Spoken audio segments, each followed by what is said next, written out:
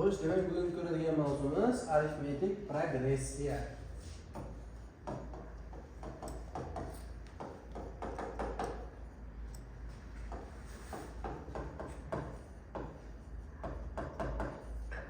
Arifmetik progressiya. Ayni damda o'zi progressiya nima, ketma-ketlik nima? Birinchi sonlar ketma-ketligi va qonuniyatlardan boshlaymiz. Aynan biz ko'rgan dastlabki ketma-ketlik haqidagi tushuncha natural sonlardan boshlanadi. Natural sonlar ketma-ketligida nima bor, qanday qonuniyat bor? Natural sonlar ketma-ketligini dastlab o'zi biz aytamiz natural son nima edi? Sanoqlashtirilgan sonlarimizga natural sonlar deyiladi. Eng kichigi, eng kattasi cheksiz. Natural sonlar orasidagi farq bir. Nimaga? Demak, natural sonni ketma-ket yozsak 1, 2, 3, 4 va hokazo ketaveradi toki cheksizgacha. Sabab nima dedik? Natural sonlar qonuniyatida har bir keyingisini o'zgartirishimiz uchun birni qo'shib nima qilamiz? Ketaveramiz. Shu sababli natural sonlar chegaralanmagan deymiz. Yana aynan natural sonlarning ichida qanday ketma-ketlik bor desa, buni o'zini turga ajratganlik eslaringizda bo'lsa, juft hamda qaysi? Top. Juft sonlar ketma-ketligini oladigan bo'lsak, aynan qaysilar bo'ladi? 2, 4, 6, 8 va hokazo ketadimi? Juft sonlar ham chegaralanmagan. Nimaga? Natural sonlar chegaralanmaganligi sababli juft natural sonlar ham chegaralanmagan. Bu yerdagi qonuniyat nima? +2, +2. Demak, har bir keyingisini hosil qilish uchun 2 qo'shilib ketyapti. Top sonlarda ketma-ketlik 1, 3, 5, 7 va hokazo ketadigan bo'lsa, bu yerdagi qonuniyat nima? +2 va hokazo. Bunda ham top sonlar ham chegaralanmagan. Aynan nima uchun ketma-ketlikka to'xtadik? Sabab ayni bir qonuniyat bo'yicha xatlar hosil bo'lishi bu ketma-ketlikni tashkil qiladi. Ma'lum bir qoida asosida yoki 5 qo'shildi, yoki 10 qo'shildi, yoki 2 ayrildi, yoki 10 ayrildi, ma'lum bir qoida asosida sonlarni ketma-ket joylashtirishga hosil bo'lgan ketma-ketlik sonlar ketma-ketligi deyiladi. Ayni bir qonuniyat bo'yicha.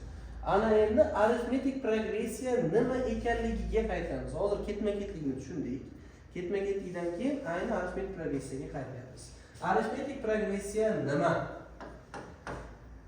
Bizga A1, A2, A3 va hokazo AN ketma-ketlik berilgan bo'lsin.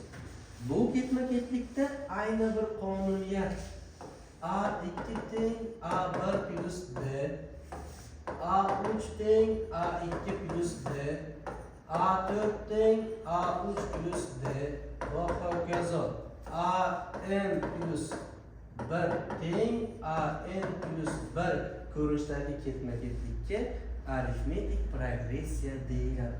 Demak, har bir xadi o'zidan oldin keluvchi xatdan bir xil farq qilsa, dili 2 ga, dili 3 ga yoki 5 ga yoki 10 ga yoki 100 ga yoki 5 ga farqi yo'q. Ayni bir qonuniyat bo'yicha farqlansa, bunda ketma-ketlikka arifmetik progressiya deyilar ekan.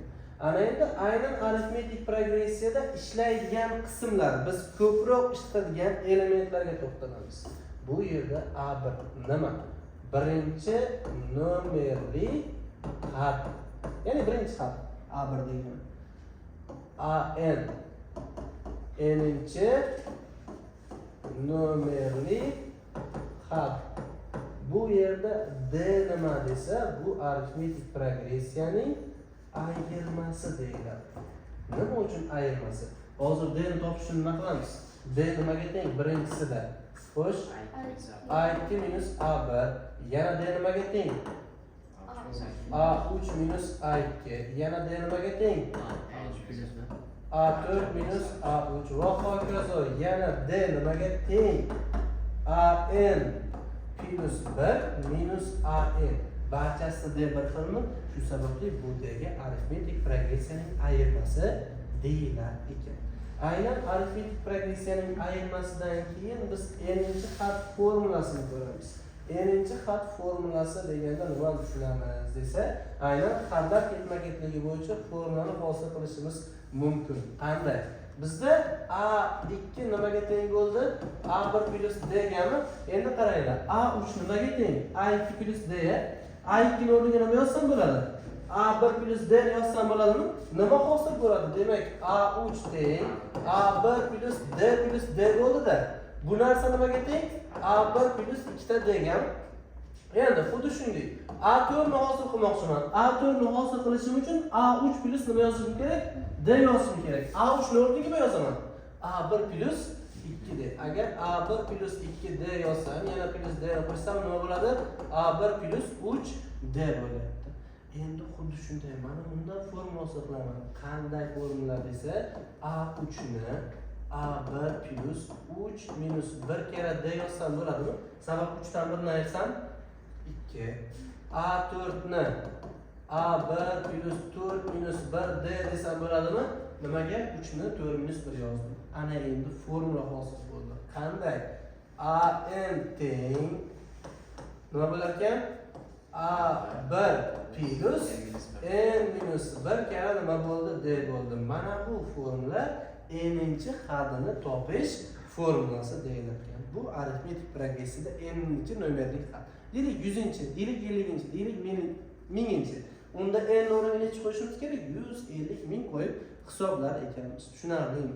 Ana endi arifmetik progressiyadagi xossalarga to'xtalamiz. Qanday xossa desa, agar arifmetik progressiyaning ayirmasi d 0 dan katta bo'lsa, bunday arifmetik progressiyaga o'suvchi arifmetik progressiya deyiladi. Ya'ni qo'shilayotgan son kattalashtirib nima qilyapti? Boryapti. Xuddi shunday, agar arifmetik progressiyada d 0 dan kichik bo'lsa, bunday progressiyaga nima deyilar ekan? Kamayuvchi progressiya deyilar ekan. Demak, d 0 dan katta bo'lsa progressiyamiz o'suvchi, d 0 dan kichik bo'lsa progressiyamiz kamayuvchi. A1 nima ekan? Birinchi nomerlik had, AN n'inchi nomerlik had, D arifmetik progressiyaning ayirmasi. Ana endi shu yerda yana bitta narsani aytib ketamiz. Recurrent formula degan tushuncha bor. Recurrent formula. Recurrent formula nima degani? Bizga qandaydir AN ketma-ketlik qoida asosida formulasi berilgan. AN formula berilgan. AN formula, ma'lum bir formulasi berilgan. Endi bu arifmetik progressiyani tashkil etadimi yoki yo'qmi degan savolga javob topishni ko'ramiz. Arifmetik progressiya tashkil etishi uchun uni hadlar ayirmasi nimaga teng bo'lishi kerak edi? D ga. Endi bu yerda D n ga bog'liqmi? Masalan, 41-haddan 40-hadni ayirsam nima qoladi? D qoladi. Yoki 50-haddan 49-hadni ayirsam D qoladi. Bu yerda 50 ga yoki 49 ga bog'liq qism bormi? Yo'q. Demak, had nomerlar ayirmasida faqatgina D ga bog'liq qism bor. Ana endi bu yerda recurrent formula berilgan bo'lsin. Recurrent formula berilgan bo'lsin. Agar recurrent formula arifmetik progressiyaga tekshirishimiz kerak bo'lsa, u arifmetik progressiya bo'ladimi yoki geometrik progressiya bo'ladimi tekshirishimiz uchun bizda qoida AN plus 1 dan AN ni ayiraman. Agar ayirma faqatgina ozod D ga, ya'ni n qatnashmagan holatda D ga teng bo'lsa, bunday ketma-ketlik arifmetik progressiyani nima qiladi? Tashkil etar ekan. Tushunarlimi? Aniqmi? Tushuntira oldimmi? Endi misol ko'rishimiz mumkin. Qanday? Bizga n recurrent formula berilgan bo'lsin, 2n tariqasida. N teng 1 bo'lganda birinchi had, n teng 2 bo'lganda ikkinchi had berilgan bo'lsin. Aynan bu formula bizda arifmetik progressiyani tashkil etadimi yoki yo'qmi degan savolga javob berishimiz kerak. U uchun nima qilar ekanmiz? N o'rniga n plus 1 qo'yamiz. Nima hosil bo'ladi? 2 kere n plus 1 mi? Buni soddalashtirsak nima bo'ldi? 2n plus 2. Ana endi nimani tekshiramiz? AN plus 1 dan ayiramiz nimani? AN ni. Nima hosil bo'ladi? 2n plus 2 dan biz ayirishimiz kerak nimani? 2n ni. Ayirsak nechi qoldi? 2. Demak, AN teng 2n ko'rinishdagi recurrent formulamiz arifmetik progressiyani tashkil etadi. Tushunarlimi?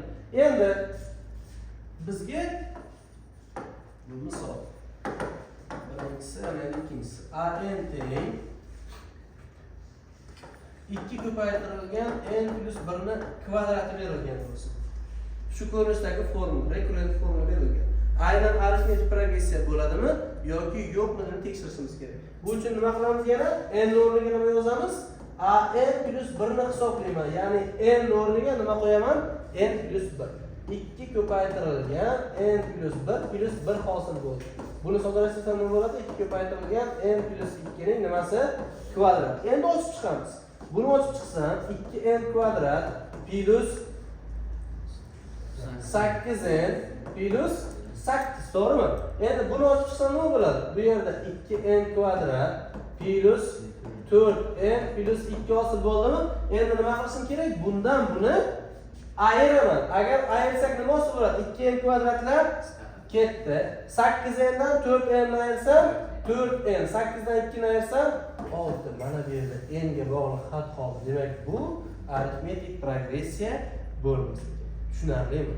Bu ko'rinishdagi rekurrent formula bilan berilgan qism arifmetik progressiyani tashkil qilmadi. Sabab nimaga? Ayirmasida n ga bog'liq bo'lgan xat hosil bo'ldi. Shu sababli bu ketma-ketlik arifmetik progressiya bo'lmaydi. Tushunarli bo'ldimi? Xo'p, ana endi arifmetik progressiyaning xossalariga to'xtalamiz. Arifmetik progressiyaning xossalari. Birinchisi, demak, A2 teng bo'lar ekan A1 plus A3 taqsimda 2 ga. Demak, shunday qoida.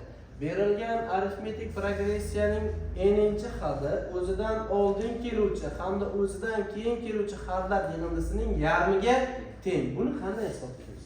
Mana bu A3 nimaga teng? Demak, isbotini ko'rsak, A1 plus 2 da D bo'ladimi? Taqsim 2. Demak, bu nima hosil bo'ldi? 2A1 plus 2D taqsimda 2 mi? 2 ga bo'lib yuborsam nima qoladi? A1 plus D mi? A1 plus D ni o'zi nimaga teng? A2 ga. Tushunarli isbot.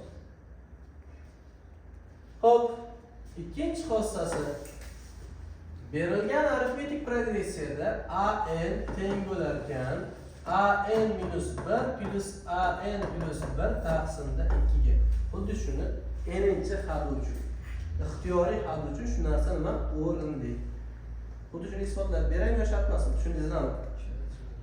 Xo'p, endi uchinchisi, agar berilgan AN teng bo'lar ekan AN minus L, ya'ni 10 ta hadi oldingisi hamda AN plus L 10 ta hadi keyingisining yarmi. Qancha masofada turgan bo'lsa, bu yoqdan ham xuddi shunday, bu yoqdan ham xuddi shunday yana olib qo'shib yana 2 ga bo'lsak, o'zi chiqadi. To'rtinchisi, AN plus AM teng bo'lar ekan AK plus AL ga. Qachonki n plus m teng bo'lsin k plus e ga. Berilgan hadlar yig'indisi teng bo'lar ekan, qachon hadlarning indekslar yig'indisi teng bo'lsa. Buni isbotini ko'rishimiz mumkin. Qanday? Xo'p, A topish formulasi qanday? A1 plus n minus 1 kara d mi? Plus AN ni topish formulasi qanday? A1 plus n minus 1 kara d mi? Teng AK ni topish formulasi qanday? A1 plus k minus 1 kara d mi? AN ni topish formulasi A1 plus n minus 1 kara d. Bu A1, bunisi nima qildi? Ketdi. Ochib chiqamiz qavslarni. MD minus D, MD minus D, KD minus D, LD minus D. E'tibor beringlar. Minus D, minus D, minus 2D, minus D, minus D, minus 2D. Ikkalasi nima qildi? 0 bo'lib ketdimi? Umumiy ko'paytiruvchi nima bor? Mana ikkalasida qolgan qismda. D ni chiqarib olsam nima qoladi? N plus M qoladimi? Bu yerda umumiy ko'paytiruvchi nima bor? D mi? D ni chiqarib olsam nima qoladi? K plus da D mi? K plus da L mi? D ni qisqarib ketsa nima qoldi? N plus M teng K plus L. Isbotini tushundingizmi? Aniqmi? Xo'p, keyingisi 5-xossasi. AN minus 1 D ga teng. Bu boyagi formula. Ya'ni n'inchi hadidan o'zidan oldingi hadini ayirsam, bu nima beradi? Arifmetik progressiyaning ayirmasi. Eslab qolishimiz kerak, arifmetik progressiya ayirmasi 0 ga teng bo'la olmaydi. Sabab o'sha sonni o'zgarib qoladi. D 0 ga teng bo'lsa, bo'la olmaydi. D 0 ga teng bo'la olmaydi. Qanday? Masalan, A1 ni 2 desizlar, D ni 0 desizlar, 0 2 bo'lib ketaveradi. O'sha uchun arifmetik progressiyani tashkil qilmaydi. Tushunarlimi? Xo'p, bundan keyin arifmetik progressiyaning dastlabki n ta hadini yig'indisini topish formulasi bor. Ya'ni arifmetik progressiyada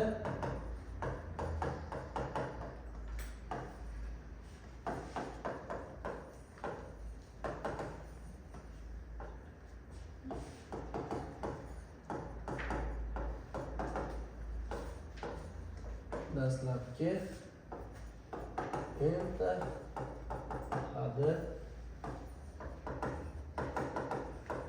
yig'indisi. Dastlabki enta hadini yig'indisini topish formulasi. Aynan buni bizga A1, A2, A3 va hokazo AN gacha bo'lgan arifmetik progressiya berilgan. Arifmetik progressiyadagi dastlabki enta hadining yig'indisini deganda nimani tushunishimiz kerak? Sn bu nimaga teng? A1 plus A2 plus A3 plus va hokazo plus AM ga teng bo'ladi. Dastlabki enta hadini yig'indisi deganda ma'nosi deylik. Enta had 100 ta hadini yig'indisi esa birinchi hadidan boshlab 100-chi hadigacha bo'lgan hadlar yig'indisi tushuniladi. Buni topish formulasi bor. Sn teng A1 plus AN taqsim 2 ko'paytirilgan n. Buni qayerdadir ko'rgansizlar? Esinglar qani? Ya'ni 5-sinf matematika o'tganingizda 199 dan 291 gacha bo'lgan sonlar yig'indisini topish qismi bor. Esladingizlarmi? Birinchisi va oxirgisi yig'indisini yarmini olib, soniga nima qilardik? Ko'paytirardik. Yana bu ikkini bu tarafga n taqsim 2 qilsam, guruhlar sonini berardi. Ikkitadan guruh qilganda. Esladingizmi? Esga tushdimi? Endi ikkinchi formulasi bor. Sn teng 2A1 plus n minus 1 kara d taqsim 2 kara n. Bu ham xuddi shundan kelib chiqadi. AN o'rniga nima yozaman? A1 plus n minus 1 kara d yozsam, A1 ga A1 qo'shsam 2A1 plus n minus 1 kara d taqsim 2 bo'ldi. Tushunarlimi? Va xossa bor. Dastlabki enta had yig'indisidan keyin o'tiladigan xossa qanday? Agar Sn dan Sn minus 1 ni ayirsam, bunda AN ga teng bo'lar ekan. Nimaga desa, tushunarliroq bo'lishi uchun. Mana bu yerdagi AN ni AN minus 1 va AN deb yozaman. Tushundingizmi ma'nosini? Bitta oldingiz keyingisi. Sn minus 1 degani nima degani? Mana shundan shungacha bo'lgan yig'indini Sn minus 1 Sn nima degani? AN nima qildi? Qo'shildi. Demak, bundan buni yig'indisidan ayirsam bitta qisqarib ketdi, faqatgina nimasi qoladi? O'zi qoladi. Tushundingizmi? Demak, Sn dan Sn minus 1 ni ayirsam AN ni o'ziga teng bo'lib qolar ekan. Bu arifmetik progressiyadagi dastlabki